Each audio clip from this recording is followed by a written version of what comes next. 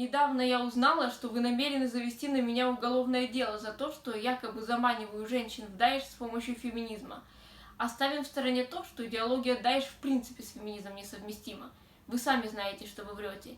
Меня больше интересует то, что это вы, а не я, толкаете людей в Даиш. Когда вы, а не я, ведете себя так, будто все, кто не поддерживает ваши русские ценности или желает независимости Чечне, или просто смеет открыть книгу о террористах-джихадистах, вы тем самым заставляете нормальных людей присоединиться к ним. Потому что для многих даже война, да что угодно лучше ваших российских, исламофобских и авторитарных скреп. Хотя я знаю, чего вы на меня набрасываетесь, наплевав на то, сколько людей из-за вашего давления вступят в запрещенные организации. От того, что я сказала, что я была мусульманкой, ассоциировалась я с маджахетами, которые сражались в Афганистане с советскими оккупантами, когда придурочные кадыровцы писали мне угрозы.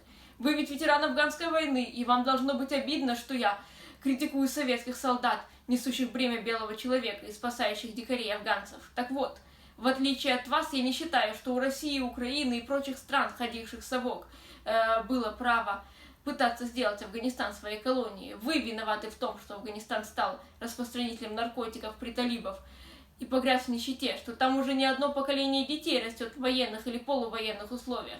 Всего бы этого не было, если бы СССР не вел войска. Никакой войны с маджахетами, никакой последующей войны маджахетов между собой, никаких бомб, никакого Талибана.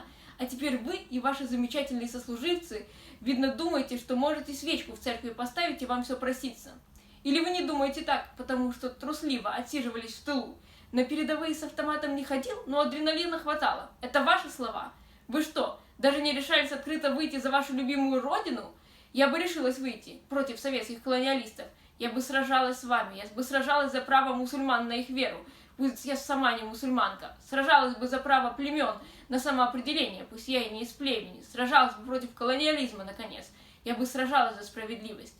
Пусть я не мусульманка и не поддерживаю террористов, но даже с Абдулой Азамом я согласна во многом, что касается борьбы с вами. Как видите, я бы не отсиживалась в кабинете в Кабуле, если бы могла. И я жалею, что физически не могла сражаться с совками в Афганистане, несмотря на то, что я уверена, что меня бы убили. Это не значит, что я хочу умереть, или что я в восторге от того, что мне пришлось бы жить в какой-то пещере и смотреть, как людей разрывают на части. Я человек не радикальный, и у меня очень крепкие либеральные ценности. На меня очень сильно повлияла американская и еврейская культура. Пожалуй, приверженность к либерализму в широком смысле слова – самое серьезное мое отличие от джихадистов. Но за вчерашнего дня, после того, как я обдумала ваше замечательное интервью, я уверена, что стала бы сражаться. Подумайте, к чему бы оно привело. Если бы оно было не обо мне, мелкой, слабой, а о ком-то, кто никогда не переставал быть мусульманином, о ком-то, кто еще живет в вашей России, для кого вы представляете угрозу.